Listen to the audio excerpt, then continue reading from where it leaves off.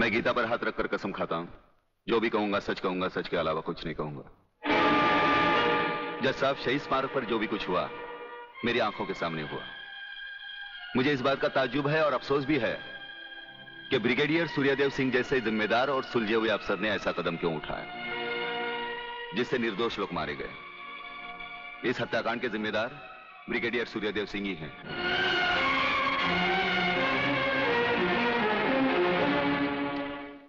Brigadier Suryadev Singh, अदालत ने आपके खिलाफ सारे बयान सुने।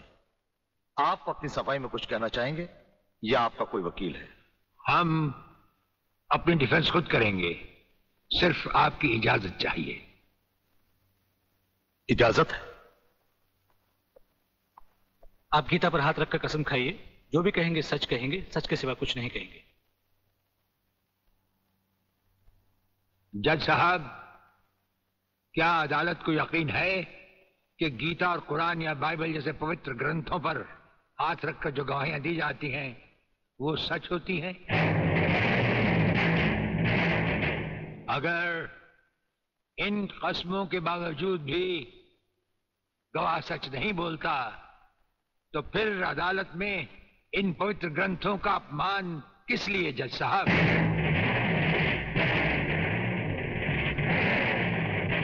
अगर फैसला ऐसे सबूत और गवाहों की बिना पर ही होता है जो पैसे से खरीदे जा सकते हैं, तो बंद करवा दीजिए ऐसे रस्म और रवाज जो कि झूठे हैं। ये मुकद्दस ग्रंथ हमारे धर्म और ईमान का ताज है, हमारी जिंदगी की बुनियाद है। हम ये कसम खाएं भी तो कैसे खाएं? यह अदालत आपकी दलीलों की कदर करती है ब्रिगेडियर साहब, लेकिन यह अदालत की बरसों पुरानी रस्म है जो मैं नहीं बदल सकता। तो फिर हम भी अपने जमीर के खिलाफ नहीं जा सकते, चाहे वो अदालत हो या जंग का मैदान। आप अपना फैसला सुनाकर अदालत की रस्म को पूरा कीजिए। तमाम सबूत और गवाहों के बयानात को मद्देनजर रखते हुए यह अदालत इस नतीजे पर पहुंची है कि शहीद स्मारक पर बेगुनाहों पर पुलिस ने गोली ब्रिगेडियर सूर्यदेव सिंह के कहने पर चलाई। इसलिए यह अदालत ब्रिगेडियर सूर्यदेव सिंह को 1 साल कैद की सजा सुनाती है।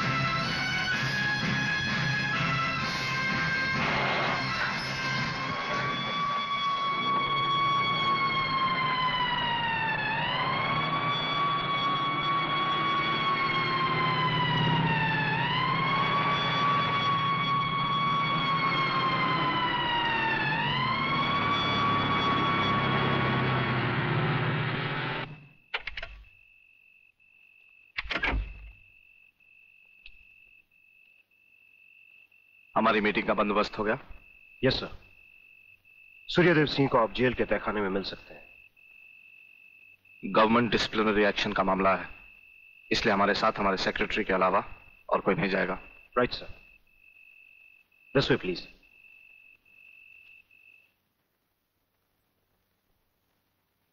आप इधर उधर देखने की तकलीफ मत उठाइए मंत्री साहब, हम देख भी चुके हैं और सुन भी चुके हैं। यहाँ दीवारें तो हैं लेकिन इनके कान नहीं।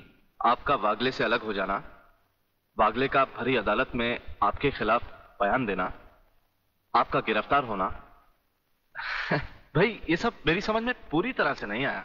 इसलिए तो आपको हमने याद किया है, और जब कभी जरूरी समझा जाता है तो इंस्पेक्टर वागले इसी तरह भेस बदल कर हमसे मिलने यहाँ आते रहते।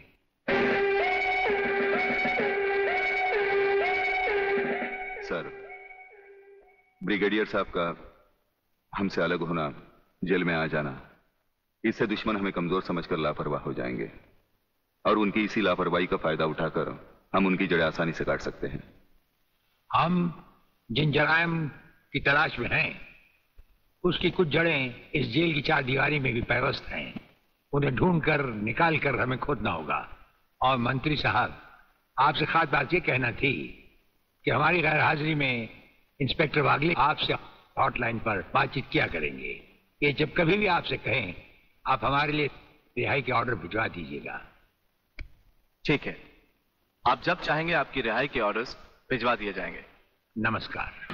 Your honour, dancer miss Anita Chaudhary की लाश का समुद्र के उसी किनारे से मिलना और उसी जगह से राधा टंडेल के कपड़े और सैंडलों का मिलना, इंस्पेक्टर वागले को मिली हुई गोली और अनीता चौधरी के पेट से निकली हुई गोलियों का एक ही रिवॉल्वर से चला होना और उस रिवॉल्वर पर किसी और की उंगलियों के निशान होना, यह साबित करता है कि इस केस में किसी और का भी हाथ हो सकता है। इसलिए जब तक ये बातें खुलकर अदालत के सामने नहीं आती, मैं अदालत से दरख्वास्त करूंगा कि इन तीनों की जमानत मंजूर कर ली जाए। योर ऑनर, मेरे फाजिल दोस्त ने बड़ी आसानी के साथ कह दिया कि इस केस में किसी और का हाथ भी हो सकता है, लेकिन ये बात कहते हुए मेरे फाजिल दोस्त भूल गए कि अनीता चौधरी की लाश के पास संजय चौहान का पर्स भी मिला है। Your honour, miss Radha Tandel जिनके साथ बलात्कार हुआ, उन्होंने अस्पताल में पुलिस इंस्पेक्टर के सामने इन तीनों की शनाख्त की है। योर ऑनर, इसके अलावा डॉक्टर गुप्ता की रिपोर्ट मौजूद है। इन तमाम बातों से जाहिर है योर ऑनर कि रेप और मर्डर इन्हीं तीनों ने एक साथ मिलकर किया है। लिहाजा मेरी कोर्ट से गुजारिश है कि इनकी जमानत किसी भी कीमत पर मंजूर नहीं की जाए। सरकारी वकील की दलीलों को मद्देनजर रखते हुए यह अदालत संजय चौहान, आलोक वर्मा और अली खान की जमानत नामंजूर करती है और इन्हें पुलिस की हिरासत में रखने का हुक्म देती है।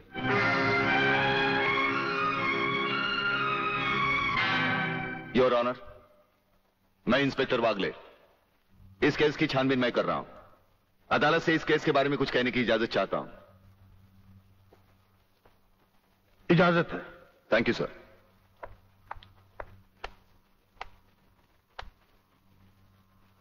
योर ऑनर, इंसाफ के इस मंदिर में आपको न्याय करते हुए कई साल हुए होंगे और इन सालों में आपके सामने रेप और मर्डर्स के अनगिनत केसेस भी आए होंगे। क्या उन अनगिनत केसों में आपके सामने कोई ऐसा केस आया है जहां कत्ल और बलात्कार करने वाले ने जिसके ऊपर बलात्कार किया है उसे खुद अस्पताल पहुंचाया हो?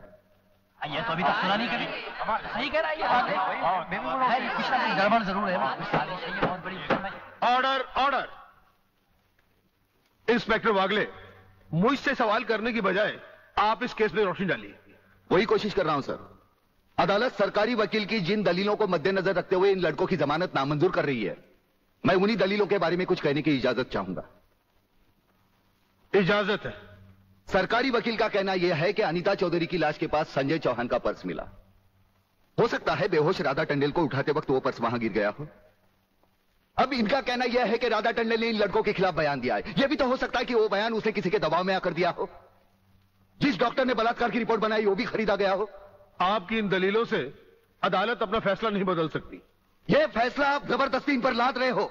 इंस्पेक्टर वागले, अगर मैं चाहूं तो अदालत की तौहीन के जुर्म में मैं तुम्हें अभी टर्मिनेट कर सकता हूं। कोई परवाह नहीं है मुझे इस बात की।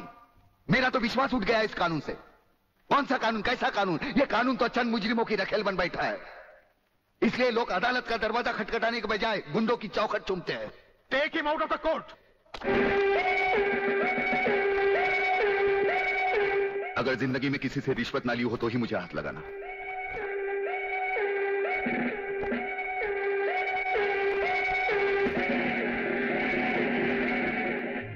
इन्हें गिने भुक्कड़ लोगों की वजह से अदालत शतरंज की बिसात बन गई है, जहां कोई भी आकर कानून से खेल सकता है। लेकिन इन खिलाड़ियों को अगर मैंने सच्चा कानून नहीं सिखाया तो मेरा नाम भी शिवाजीराव वागले नहीं।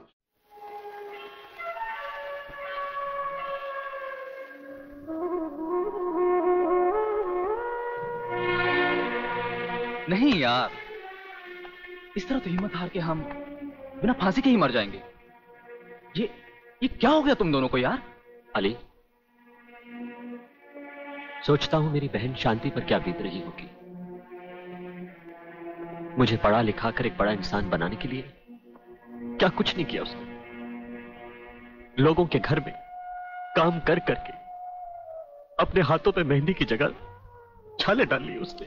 आलोक, तुम्हारी तो वो सिर्फ बहन है, मगर मेरे लिए वो बहन भी है और मां भी है। अगर बचपन से ही उसका प्यार मुझे ना मिला होता तो शायद ये अनाथ सड़कों पर ही अपना दम तोड़ देता। मेरी मां पर भी क्या बीत रही होगी। वो तो रो रो कर पागल हो गई होगी। अगर मुझे कुछ हो गया तो उसका भरोसा भगवान पर से भी उठ जाएगा। तुम इन 3 लड़कों के केस में कहां उलझ गए? हो सकता है इन बच्चों का केस महज इत्तेफाकी हो। इत्तेफाक नहीं है सर। ये कड़ियां भले ही अलग अलग नजर आ रही हो, लेकिन अगर गौर से देखें तो ये सब एक ही जंजीर की कड़ियां हैं, जिसमें एक न एक दिन जीवनलाल टंडेल, रसिकनाथ और गुंडा स्वामी की कलाइयां फंसेंगी। ये इत्तेफाक नहीं है सर, इत्तेफाक नहीं है।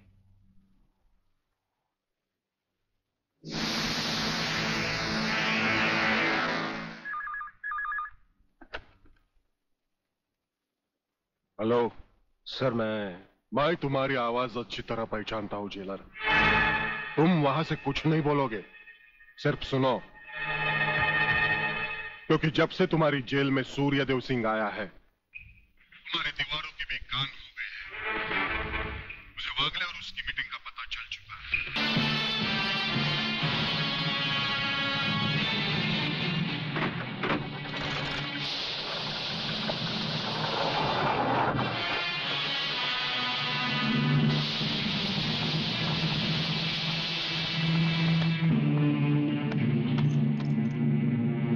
टेलीफोन का वायर काट दो, अब इसे बांध दो।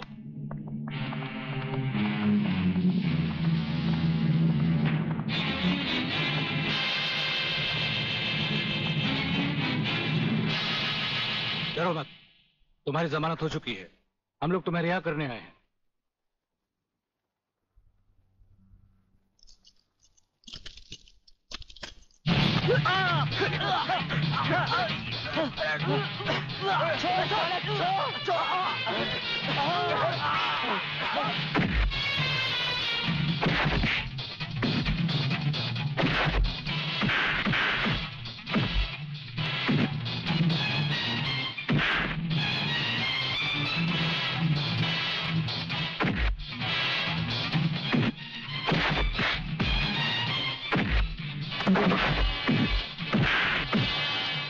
समझना मत संजू।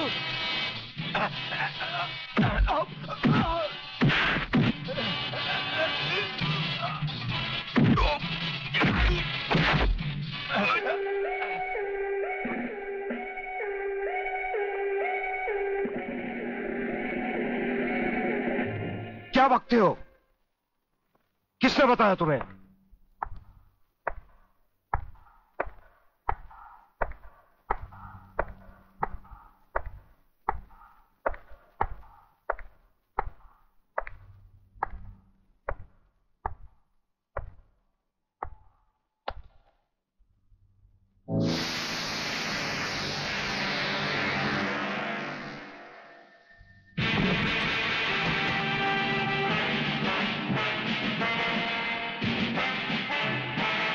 कुछ ही देर पहले तुम जेल की कोठरी में बंद थे, फिर वहां से निकले कैसे? और अपने ये कपड़े पहनकर यहां किसके हुक्म से आए? हम अपने हुक्म के खुद मालिक हैं। हम अपने हुक्म से ही अंदर आए थे और अपने ही हुक्म से बाहर चले जाएंगे। तुमसे अच्छी तरह मिल लेने के बाद। तुम्हें अच्छी तरह मालूम होना चाहिए कि तुम किसके सामने बैठे हो। हमें मालूम है, इसीलिए तो जूते तुम्हारे मुंह के सामने रखे हैं। तुम जैसे गद्दारों से हम नहीं, हमारे जूते ही मुंह लगाते हैं। सूर्यदेव सिंह! ब्रिगेडियर सूर्यदेव सिंह, भूल कैसे गए? हम आज भी ब्रिगेडियर हैं, कल भी ब्रिगेडियर थे। जेल में आना तो एक नाटक था तुम जैसे मुजरिम तक पहुंचने के लिए। और ये रहे तुम्हारे काम के कागज। ये हमारा रिहाई का ऑर्डर और ये है तुम्हारी गिरफ्तारी का वारंट।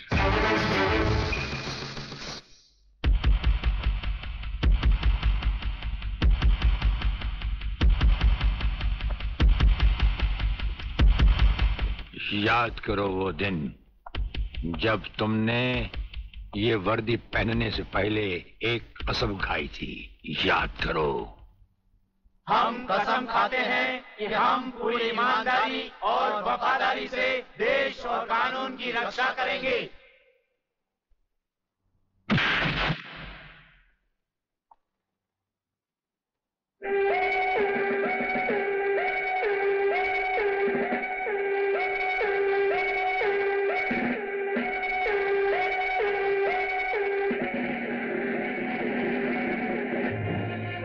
इन नंगों की बारात में ये वर्दी वाला दूल्हा नहीं जाएगा वागले, इसके भी कपड़े उतार डालो।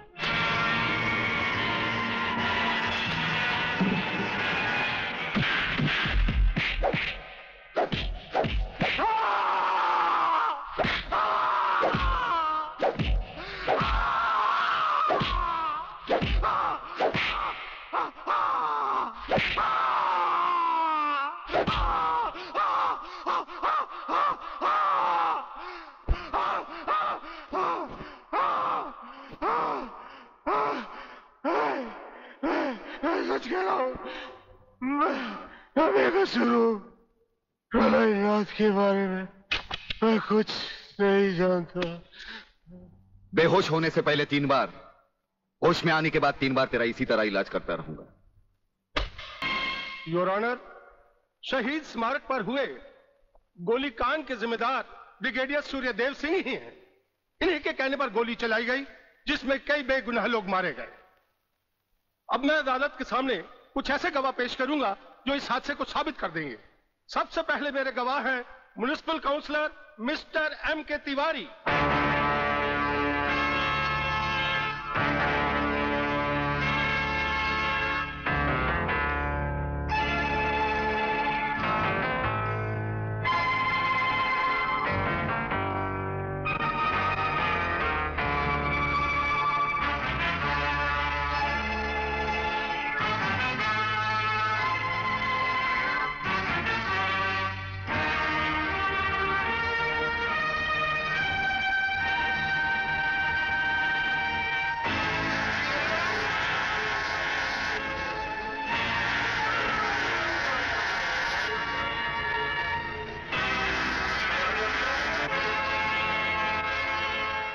योर ऑनर, अब हमारा आखिरी एक ऐसा चश्मदीद गवाह है जिसकी सच्चाई पर कोई शक नहीं कर सकता, और वो है इंस्पेक्टर शिवाजीराव वागले। पुलिस स्टेशन में सोते रहे तो निर्दोष लोग जेल में नहीं जाएंगे तो कहां जाएंगे? उठो! कौन तुम? नींद की गोली खाकर सोया है गांजे की? दिखता नहीं क्या? लड़की हूं मैं, आलोक की बहन, जिसे तुम्हारे कोई बहादुर इंस्पेक्टर ने बलात्कार के जुर्म में पकड़ा है। कहाँ है वो इंस्पेक्टर? मैं उससे मिलना चाहती हूँ। सलाम साहब। साहब? अच्छा, तो आप ही है वो साहब। मैं पूछती हूँ, तुम पुलिस वालों को हुआ क्या है जो गुनहगार को निर्दोष और निर्दोष को गुनहगार समझ लेते हैं? सुना था कानून अंधा होता है, मगर तुम्हें तो भगवान ने एक नहीं 2-2 आंखें दी है, और वो भी चील की तरह मोटी मोटी। क्या वो तीनों तुमको किसी भी तरह से बदमाश लगते हैं? अरे मेरा भाई आलोक, वो तो किसी लड़की से बात करते हुए भी कांपता है, वो किसी पे बलात्कार क्या करेगा? खाक। वागले बेटे, ये तो लाल मिर्च है तीखी तीखी। हाथ लगाओ तो हाथ चले, मुंह लगाओ तो मुंह चले, दिल लगाओ तो दिल चले। ये तेरी बीवी बनने के लायक है। अरे इस तरह घूर घूर के क्या देख रहे हो? पहले कभी लड़की नहीं देखी क्या? लड़कियां तो बहुत देखी, लेकिन तेरे जैसे तीखी पहली बार देखी। क्या तीखी? क्या नाम है तुम्हारा? शांति शांति शांति शांति शांति शांति। वाह, क्या कमाल का नाम रखा है चुन के माँ बाप ने, शांति, जो इस देवी के चेहरे और जुबान से शहद की तरह टपक रही है।